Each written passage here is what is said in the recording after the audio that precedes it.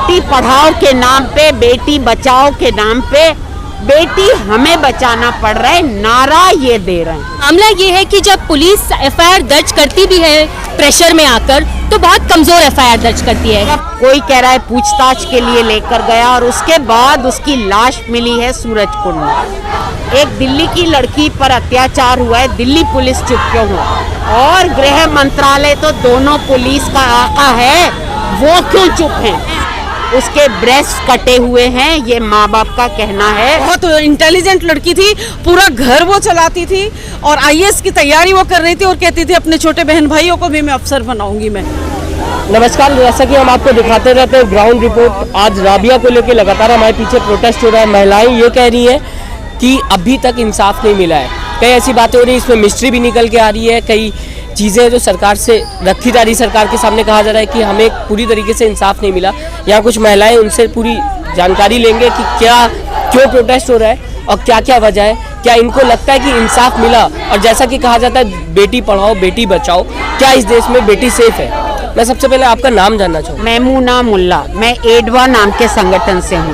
Ma'am, अभी बात करें, आप लोग जो प्रोटेस्ट कर रहे हैं, इसकी मेन अहम वजह जान सकते हो? मेन वजह ये है कि एक लड़की की निर्मम और रहस्यमयी हत्या होती है। रहस्यमयी इसलिए कि वो काम पे निकली, अपने दफ्तर से घर नहीं लौटी, कहाँ गई, कौन लेकर गया, क्या कोई कह रहा है पूछताछ के लिए लेकर गया, और उसके बाद उसकी लाश मिली है सूरजकुंड में। कार्यस्थल पर, मैं पूरा बोल दूं, कार्यस्थल पर कोई सुरक्षा नहीं, कैसे वो वहां से गई, क्या हुआ, कोई जानकारी नहीं।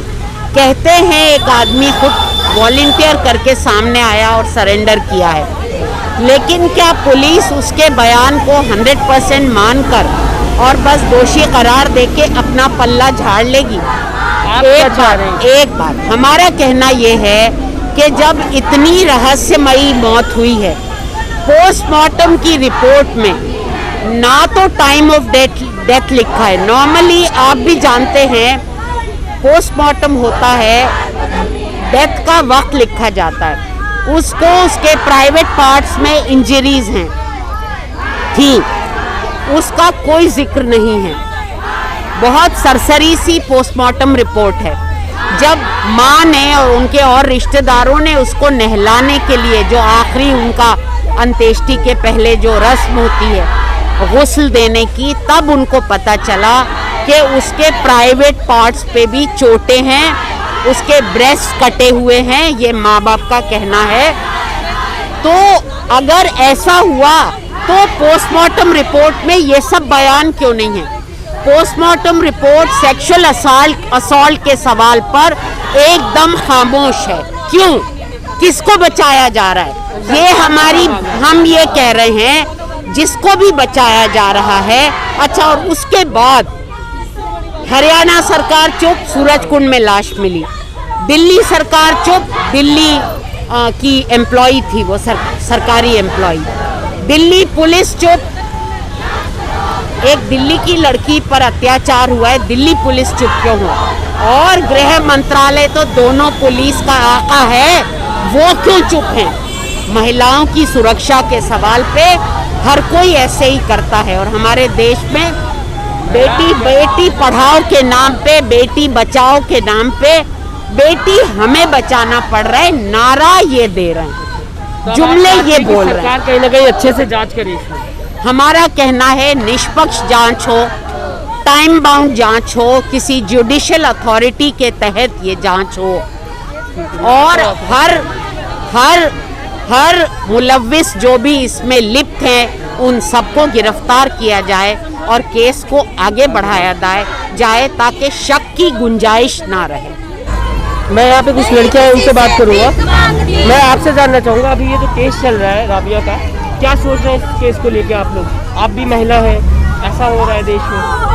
ये तो हम लगातार ही देखते आए हैं कि जितने भी केस आते हैं उनसे पता चलता है कि हमारी सरकार कितनी ढीली ढाली तरीके से काम करती है। जो पुलिस प्रशासन है लगातार मामले को दबाने की और ख़त्म करने की कोशिश करती है, कोई ठोस सबूत उनके पास होता नहीं है। और जब भी हम देखते हैं कोई भी केस में, पहली बात तो एफआईआर तक दर्ज नहीं होती है। हम लोग पहले जो हमारी कहते हैं न्याय मिलना चाहिए। जब तक एफआईआर ही नहीं हो रही तो आगे हमारी कौन सुन सकता है। मैं एक और यहाँ पे बात कहना चाहूँगी कि जब दबाव बनता है तो पुलिस प्रशासन एफआईआर दर्ज करती है। ये हमने इस केस में भी देखा जहाँ पे हरियाणा पुलिस के जुरिस्डिक्शन में एफआईआर दर्ज हुई है, दिल्ली में भी हुई है। अब मामला ये है कि जब पुलिस एफआईआर दर्ज करती भी है प्रेशर में आकर तो बहुत कमज़ोर एफआईआर दर्ज करती है, और वो भी बहुत बार जो केस के अलग अलग एंगल होते हैं, जैसे राबिया के केस में क्योंकि उन्होंने एक ठोस एफआईआर दर्ज नहीं की, पोस्टमार्टम में बहुत सारे एंगल उन्होंने इन्वेस्टिगेट नहीं किया, जैसे रेप का एंगल हो सकता है, तो जाहिर सी बात है कि परिवार में जिसने डेड बॉडी देखी है उनके सवाल उठेंगे। एक तो आपने कमज़ोर एफआईआर बनाई है, आपने सही से पोस्टमार्टम नहीं किया है, तो इससे क्या होता है कि एक परिवार में और समाज में सवाल उठते हैं, और आज वही सवाल हम लेके यहाँ आए हैं संसद मार्ग में। मैम आपसे जानना चाहूँगा, अभी मैम ने बताया कि राबिया में जो केस था इसमें पूरी तरीके से जांच नहीं हुई, कहीं ना कहीं बड़ा इसमें संदिग्ध पाया जा रहा है। हर सरकार घेरे में आ रही है, हरियाणा सरकार की बात कर ले, दिल्ली सरकार की बात कर ले, और केंद्र सरकार को भी उन्होंने सवाल उठाया। आपको क्या लग रहा है इसमें क्या कैसी मिस्ट्री है जो सॉल्व नहीं होगी? देखिए, जिस डिपार्टमेंट में राबिया काम करती थी, वो जो उनके घर के लोगों ने बताया कि वो कोई पर्ची वर्ची जो कटती है वो उसकी चालान की, तो इसमें था। तो इसमें क्या घोटाला है, क्या नहीं घोटाला है, ये तो डिपार्टमेंट के लोगों को पता होगा। और चूंकि राबिया, जो उनकी अम्मी ने बताया कि राबिया सब कुछ जानती थी, तो उसको एक प्लानिंग के तहत उसको जिस तरह से उसका कत्ल हुआ, किसने कत्ल करवाया, किसने सरेंडर किया, कौन, ये तो जब तक जांच नहीं होगी तब तक मैं और आप तो कुछ नहीं कह सकेंगे ना। लेकिन पोस्टमार्टम तो हुई होगी ना? हाँ, पोस्टमार्टम तो हुई होगी। नहीं, पोस्टमार्टम में खाली तो ये होगा कि इसकी नृशंस हत्या हुई है ना। हत्या क्यों हुई है, हत्या किसने की है, क्योंकि दो राज्यों की पुलिस संदिग्ध को पकड़ा गया, ये तो बताया ही जा रहा है। जब तक पुलिस उस पर कार्रवाई नहीं करेगी, उसको रिमांड पे नहीं लेगी, बाकी और डिपार्टमेंट के लोगों पे केस नहीं होगा जो उससे संबंधित डिपार्टमेंट है, तब तक ये कैसे खुलेगा, तब तक क्या पता चलेगा किसने मारा, किसने सरेंडर किया, क्यों मारा, बहुत सारे सवाल हैं ना। इतनी निर्मम हत्या उसकी हुई है, एक 21 साल की बच्ची जिसके माँ बाप का कहना था कि बहुत इंटेलिजेंट लड़की थी, पूरा घर वो चलाती थी और आईएएस की तैयारी वो कर रही थी, और कहती थी अपने छोटे बहन भाइयों को भी मैं अफसर बनाऊंगी मैं, और उसका वो तो मारी गई ना। वो इसके जैसे हजारों लाखों कितनी लड़कियां जिनकी हत्याएं हो रही हैं, इस तरह से उनका रेप हो रहा है। तो बेटियां तो आजकल इतनी असुरक्षित जितनी कभी नहीं हुई। हमें तो लगता है आदि मानव के जमाने में हम तो कह रही है ना बेटी पढ़ाओ बेटी बचाओ, यही कह करके तो आई है। लेकिन आप ये बताइए, निर्भया के बाद से कितने केसेस बढ़े हैं, कितनी बेटियों का रेप होता है, कितनी बच्चियों का कि रेप के बाद हत्या होती है, कितनी इस तरीके के काम के जगह पे हत्या होती है। दिल्ली, वो भी सेंट्रल की अगर दिल्ली के अंदर बात करें तो ऐसे में क्या लगता है आज बेटियां सेफ है देश में? आज बेटियां, औरतें, महिलाएं, बिल्कुल बच्चियां बिल्कुल भी सुरक्षित नहीं है। अगर वो घर से बाहर निकल रही है तो उनके माँ बाप को ये चिंता लगी रहती है कि शाम को सही सलामत वो लौटेगी कि नहीं लौटेगी। आप लोग क्या चाहते हैं सरकार से? हम तो ये चाहते हैं कि एक इतना सख्त कानून बने। निर्भया के टाइम में भी ये हुआ था, लेकिन बात आई और गई, हो गई। लेकिन कानून खाली बनना काफ़ी नहीं है, कानून का पालन भी हो, इम्प्लीमेंट भी हो उस कानून का। और ये चल रहा है कि फास्ट ट्रैक कोर्ट बने और फटाफट उनको दोषियों को सजा मिले, ताकि और कोई इस तरह की घटना को अंजाम दे ना सके। लेकिन ऐसा होता नहीं है। निर्भया केस में भी देख लीजिए, 10-12 साल के बाद में, 10 साल मेरे ख्याल से शायद लगा उसको भी न्याय मिलने में। और आप इस तरह के तो कितने अनगिनत ही केस है। और खास करके सरकार के, जैसे अब उत्तर प्रदेश में जो हाथरस वगैरह कांड हुआ था, तो कुछ पॉलिटिकल लोग भी इन्वॉल्व होते हैं जो ये केस को पॉलिटिक्स से जोड़ा जाता है जब, तो किस तरीके से फील करते हैं आप लोग? क्या सोचते हैं कि आज राजनीति महिला सुरक्षा पे हो रही है? हाँ, तो ये हमें बहुत ही दुख होता है, बहुत ही अफसोस होता है कि हमारे केंद्र और दिल्ली में ऐसी सरकार बैठी हुई है जो महिला सुरक्षा पे, बच्चों की सुरक्षा में बिल्कुल भी गंभीर नहीं है, और ना इसके लिए गंभीरता से कोई कानून बनाती है, ना गंभीरता से अगर कानून बनता है उसका ना तो पालन होता है। तो हमें बहुत अफसोस है, हमें बहुत दुख है, और हमारी लड़ाई तो ये जारी रहेगी जब तक इस देश में एक एक बेटी की इस तरह से निर्मम हत्या होगी, रेप होते रहेंगे।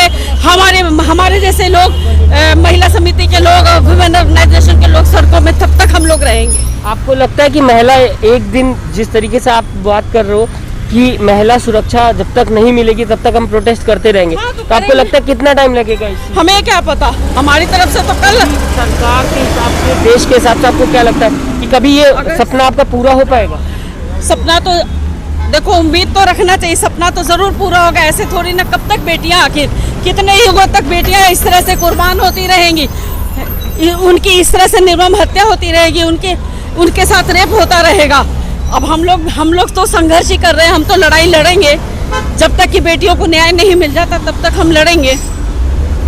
आखिर तक आप लोगों का कहना है कि लड़ेंगे। हाँ राबिया, अच्छा ये भी देखा, जातिवाद भी इसमें कहीं ना कहीं आ रहा है, लगता है आपको? बिल्कुल, अल्पसंख्यक समुदाय और पे जो हमले जिस तरह से हो रहे हैं, दलितों पे जिस तरह से हमले हो रहे हैं, उससे तो यही लग रहा है कि जातिवाद जो है ना, वो हमारी जिंदगियों पे, हमारी सरकारों पे जो है हावी हो रहा है।